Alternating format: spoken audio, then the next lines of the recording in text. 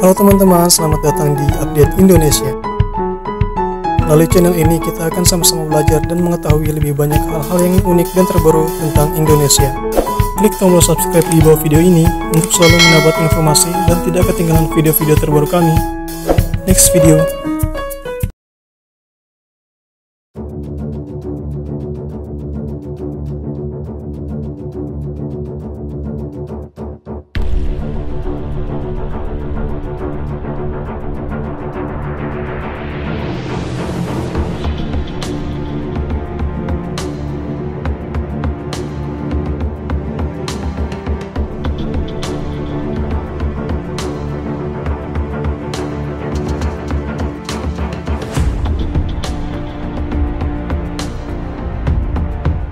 Kisah Marinir TNI bunuh pentolan pasukan elit Malaysia.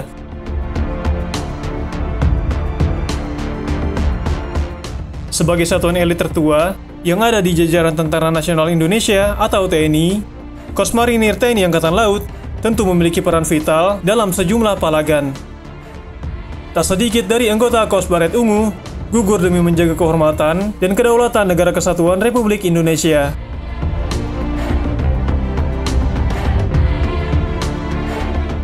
Sebuah kisah keberanian anggota Korps Marinir TNI Angkatan Laut datang dari belantara Borneo atau yang kita kenal dengan Pulau Kalimantan. Sekitar bulan Desember 1963, sejumlah anggota Korps Marinir yang tergabung dalam 4 kompi melakukan penyusupan ke wilayah perbatasan Indonesia-Malaysia untuk menjalankan tugas dalam operasi konfrontasi Malaysia. Bukan perkara mudah untuk menjalankan misi itu. Pasalnya, anggota Korps Marinir yang saat itu masih bernama Korps Komando atau KKO harus menghadapi dua satuan pasukan elit. Pasukan elit pertama adalah Regimen Askar Melayu Diraja milik Malaysia dan pasukan Gurkha milik Angkatan Darat Kerajaan Inggris. Tak peduli sebesar apapun bahaya yang mengancam, tugas adalah sebuah kehormatan yang tak ternilai harganya bagi para anggota marinir. Oleh sebab itu, meskipun harus mengorbankan nyawa, tugas harus bisa diselesaikan dengan sempurna.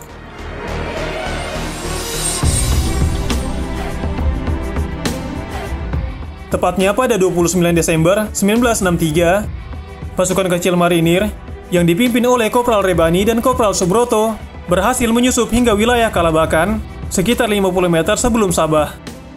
Perlu diketahui, Rebani dan Subroto adalah anggota Korps Marinir yang punya kemampuan di atas rata-rata dan kenyang dengan pengalaman tempur di sejumlah palagan.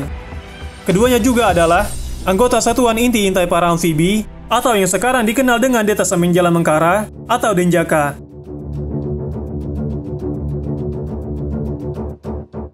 Saat memasuki Kalabakan, pasukan Korps Marinir di bawah Komando Rebani dan Subroto terlibat kontak tembak dengan pasukan Regimen Askar Melayu Diraja.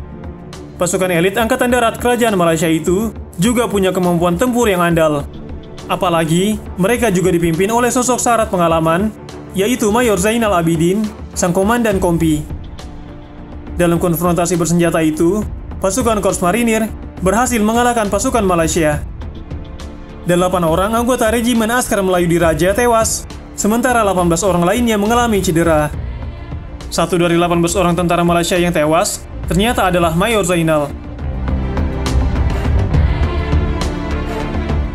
Namun sayang, nasib nahas justru menimpa pasukan marinir saat hendak kembali usai menjalankan misi. Saat perahu yang ditumpangi Rebani, Subroto dan pasukannya, ada pasukan Gurkha yang menghadangnya. Pertemuan tak seimbang pun pecah.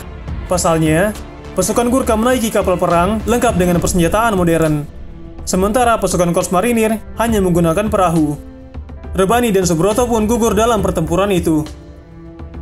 Tak hanya keduanya yang berpulang, 22 orang anggota marinir lainnya juga gugur. 3 orang anggota marinir sebenarnya berhasil melarikan diri. Ketiga prajurit itu adalah Kelasi 1 Suwadi, Kelasi 1 Rusli, dan Kelasi 1 Bakar. Akan tetapi, saat berhasil mencapai pantai, ketiganya tertangkap oleh pasukan Gurkha.